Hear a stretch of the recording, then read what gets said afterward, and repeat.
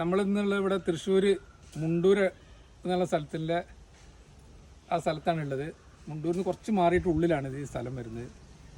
അവിടെയാണ് നമ്മളിന്ന് ഇവിടെ ഏകദേശം ഈ 300ഓളം പൈപ്പാണ് നമ്മൾ ഇവിടെ ചെയ്തിട്ടുള്ളത്. ഇത് ഇന്നലെ ആണ് ഇതിൻ്റെ വർക്കുകളൊക്കെ നടന്നത്, പൈപ്പ് വെക്കുന്ന വർക്കുകൾ.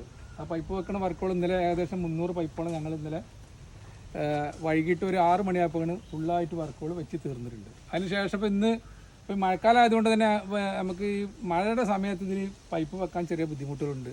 അപ്പോൾ ഇന്നലെ കുറച്ച് മഴ ഇല്ലാത്തൊരു ദിവസമായിരുന്നു. അപ്പോൾ അതുകൊണ്ട് തന്നെ പൈപ്പ് മുഴുവനായിട്ടും നമുക്ക് വെക്കാൻ കഴിഞ്ഞിട്ടുണ്ട്. ഇന്ന് നമ്മൾ ഒരു ചെറിയ മഴയില്ലാത്ത ദിവസം തന്നെയാണ് ഇന്നിപ്പോൾ മണ്ണൊക്കെ ഇട്ട് മൂടി അതിൽ വളം ചെയ്ത് ചാണകപ്പൊടി എല്ലുപൊടിയൊക്കെ ഇട്ട് വളം ചെയ്തതിന് ശേഷം കംപ്ലീറ്റ് ഫിനിഷ് ആക്കിയാണ് ഇപ്പോൾ. അതിന് ശേഷം ഇപ്പോൾ തൈ വെക്കുന്ന വർക്കാണ് ഇപ്പോൾ നടന്നുകൊണ്ടിരിക്കുന്നത്. നമ്മളിതിൽ ഏകദേശം ഒരു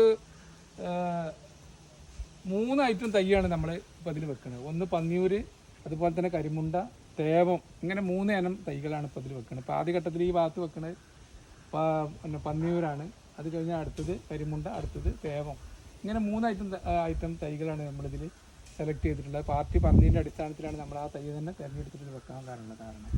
അപ്പോൾ ഈ മഴയുള്ള സമയത്ത് നമുക്ക് ഇതുപോലെ ചെറിയ വെളിച്ചം കിട്ടണം, ഒരേപോലെ വളർച്ച ഉണ്ടെങ്കിൽ മാത്രമാണ് നമുക്കിതിൽ ഈ വർക്ക് എടുക്കാൻ പറ്റുള്ളൂ. അല്ലാതെ വേറെ പ്രശ്നങ്ങളൊന്നുമില്ല. ഇപ്പോൾ ഈ മഴത്താണ് ഏറ്റവും കൂടുതൽ നമുക്ക് തൈകൾ വെക്കാൻ പറ്റിയ നല്ല സമയം. ഇപ്പോൾ നല്ല വെയിലാണ്. ഇപ്പോൾ കണ്ട തൈകളൊക്കെ ഒന്ന് വാടി മാറി നിൽക്കുക. പക്ഷേ മഴ പെയ്താൽ ഉടനെ തന്നെ ഇത് പെട്ടെന്ന് ഒരു 3-4 മാസം കൊണ്ട് തന്നെ ഏകദേശം ഒരു 3 അടി 4 അടി ഇത് കയറും. 1 അടി വെച്ചിട്ട് 1 അടി 1.5 അടി കയറും. ഇപ്പോൾ ഈ മഴക്കാലം ആയതുകൊണ്ട്. വേനൽക്കാലം ആകുമ്പോൾ അതിൽ കുറവേ കയറുള്ളൂ. ഇനിയിപ്പോൾ ഇത് വെച്ച് കഴിഞ്ഞാൽ ഏകദേശം 2-2.5 മാസം ആകുമ്പോഴേക്കും ഒരു 2, 3, 4 അടിയോളം ഏകദേശം കയറും. അപ്പോൾ നമ്മൾ ഇതുപോലെയാണ് നമ്മൾ ഭംഗിയായിട്ടാണ് ഇതുപോലെ തന്നെ നമ്മൾ വർക്കുകൾ ചെയ്യണത്. ഇത് വള്ളി ഉണ്ടാകുമ്പോൾ ഒന്നും കൂടി നമ്മൾ കെട്ടുമ്പോൾ ഒന്നുകൂടി ഇല്ലല്ലോ, ഒന്നും ആവില്ല.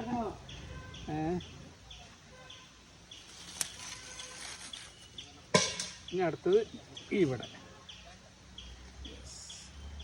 ഇനിയിപ്പോൾ ആ വള്ളി ആയിട്ടില്ലെങ്കിൽ ഈ വള്ളി മാത്രം കെട്ടിയാലും മതി. അല്ല, ഈ കമ്പ് കണ്ടാണ് കെട്ടുന്ന മാതിരി ഒപ്പം നിൽക്കണം. ഇനി ഒപ്പം അങ്ങനെ 4 കെട്ട് കെട്ടിയാൽ പിന്നെ പിടിച്ചു പോന്നോളൂ അല്ലേ.